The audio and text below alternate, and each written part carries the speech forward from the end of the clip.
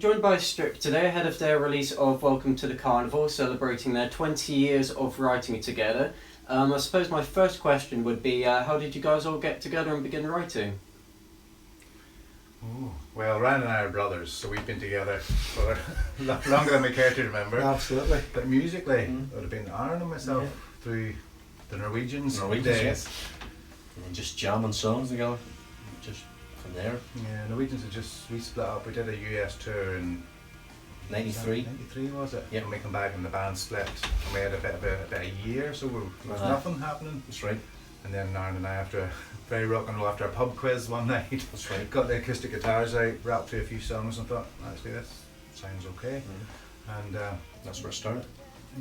Excellent. And in terms of gigging then, so you mentioned doing a US tour with the Norwegians. How's gigging been with Stripped? Have you noticed a difference from whenever you began sort of 20 years ago and today as well? We don't gig so much anymore. That's the problem. We're getting too old for it. We're at our Sergeant Pepper stage now. We're just recording. So. And in terms of recording in that case, so whenever you began recording 20 years ago, how do you find it being in the studio today? Because of course you recorded 2 new singles for the new compilation. Do you think there's a huge difference in terms of the sound you've captured in the studio? I think our sound has got so much better. We've probably got more confident coming into the studio now. It was always one of those things. It's always quite embarrassing for vocals, especially getting in there singing on your own, where we were maybe used to singing together. The technology's got so much better as well. We've got a great producer, Frankie. Just things have progressed so much. Yeah. Frank Einstein, in fact, Einstein Studios. So yeah, I think there's been a big improvement in our own sound. Especially in the singing thing as well. When we started out, we were kind of a 4-piece. We started with the intention of getting a singer. We didn't have a singer, so we all kind of just sang along, and then we never really found anybody, so it just kind of fell upon ourselves to sing, and we never really had that whole lead singer and a band thing, so we all kind of do a bit vocal-wise, which works for us. Okay, and so in terms of studio as well, so I heard that you did some work with John O'Neill of the Undertones. I was wondering, how did that come about? I learned how to sleep with them. You slept with lots of people, which is why our career has gone that way. How did we meet John? I think that must have been the early days of the internet as well. Yeah, the Burbs, that's right. Burbs. We had just put out a thing, it was an underground rock band compilation CD. What's the song that was on it? Was Girl with Cartoon Eyes. Was it Cartoon Eyes? And so he heard Girl with Cartoon Eyes and liked it, and we got a chance to be on the first of, how many was there, 5 or 6 of those? 6, 5. Energy Fields, a compilation CD showcasing Northern Irish talent and bands and things. So it was great, obviously, to work with someone, a songwriter of his calibre.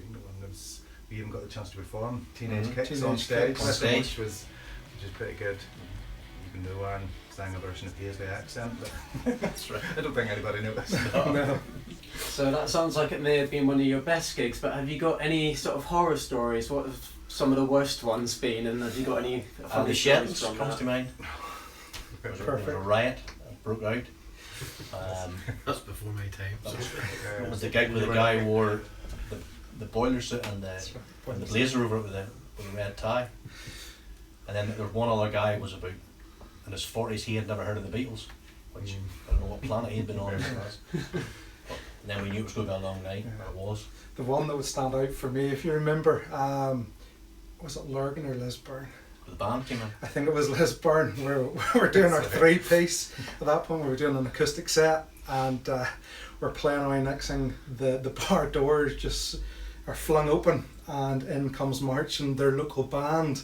So they're there drumming and flutes, and they're walking around the tables praying, and everybody going yo and clapping away, and there's us sitting there just having to stop and just. They got a much better response. They got a bigger round of applause than we did that night, to be honest. So that would be my experience. Milton Keynes was good.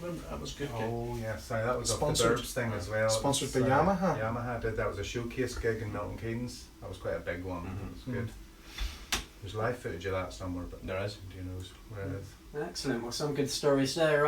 Bringing it back to songwriting. So, what's the process that you begin with? How does a song form? Do you all work together at the same time, or does someone bring an idea to the table and you develop it together? Usually Darrell now. He usually brings it and then we just work on it from there. Yeah, there was a period of time where I wasn't living here in Northern Ireland, so that made it difficult for rehearsing stuff. So I had to stuck stuff down onto maybe digital studio just to give a rough idea what it was, and then bounce it across to everybody. Yeah, and everybody would have worked off email MP3s. There's a couple of recordings we actually went into the studio without having any rehearsal. We just everybody got their bets, moving in on the day, and it came together. In fact, Hanging was one of those ones. Hanging was never ever rehearsed. We just let it in, and that was a studio song, and probably one of our better recordings too. So since then we just don't rehearse anymore. Darrell used to send me demos when he was in prison. They were great. What kind of sound he got? His roommate was brilliant. Big Ron. Biggest inspiration. And so, how did you actually go about beginning to narrow down the 20 years of material to the songs that are now on the Welcome to Carnival album? Well, that was easy. A lot of it was shite. I don't know. We avoided some of the more poppy stuff. It was difficult. I think we geared more towards guitar songs, and that was it, because we had some that are slightly more poppy and some that are a bit more dancing, whatever. So we kept this album more guitar orientated, I think, and that's kind of worked. Get songs that worked together as a collection. Yeah, it sounds like an album now. It does. Yeah. Oh, excellent. And so, beginning with Owen, have you got a favourite track on the album? We'll go left to right on this one. This week it's Half Century Girl, but next week it could be Hanging. It just depends, whatever mood I'm in. Hanging I like because we just had it right in the studio. Well, we had it right, but that was just, and actually the first song was done twice. Well, it wasn't done twice. It was overdubbed. There She Goes. The first version was okay, but we went back into the studio and kept the original backing track, but pumped it up. I had a lot more guitars over it, and so I like that. For myself, probably I've got two favourites on it, to be honest. Hanging, I think, is my biggest favourite tune, but close with She Dreams. Nobody has heard that yet, so I can't give too much away, but it's just one of those songs I just absolutely love. I love the melody, I love the guitar pieces. Hopefully a video for that one later in And the year. there's going to be a video for it later in the year as well. Hopefully.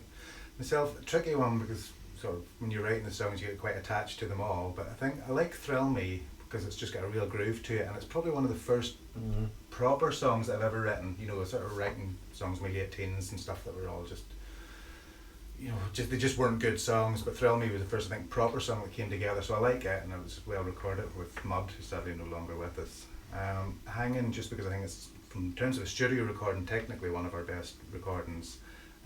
Broken Strings, because it's the most recent one, and it's just, that's quite a personal one, so those, I know you asked for one, but there's three. Excellent. And so, listening through to the album, there's clearly quite a lot of different influences being drawn over the years. Are there any influences that have remained constant throughout the 20 years that are always honed in on the music?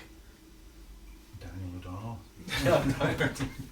Crowded House was always Crowded there. House has always been in there. Consistently, Yeah. And always. Beatles, I think the Beatles. And the Beatles is always a Crosby, Stills and Nash. Yep. Those are artists. in terms of harmonies, we would have been influenced Yeah. there. Some of our guitar stuff I think sounds very cool. Yeah. Sort of guitar sound, not their acoustic stuff or actual Yeah. guitars. Is Yeah. quite cool. Jellyfish was a big influence at the time. Jellyfish. I remember years ago when we used to go to gigs, we had that. What was the name of the album? Belly Button. Belly Button. That Belly Button album was almost in a constant loop. That was a big influence. That is why. That was probably the biggest song on that. It was a fantastic Great tune. fan. Now I'm a big fan of Matthew Sweet, who's from that era as Yeah. well, and he's still going. But kind of guitar pop, with Neil Finn, what a songwriter. He's consistent. He's a real inspiration. And in fact, his new album is out the same day as our album, so tough choice. Competition. Yeah. Great. Well, one more question then. So you did mention that you are thinking of doing a music video, and you've got a couple of songs that you might be revisiting. With that in mind, are there sort of any plans for the future beyond the release? Lots more recording coming up. New songs. Trying to bring out a vinyl, few singles on vinyl. Yeah, So that's that's right. right. Be really nice to have.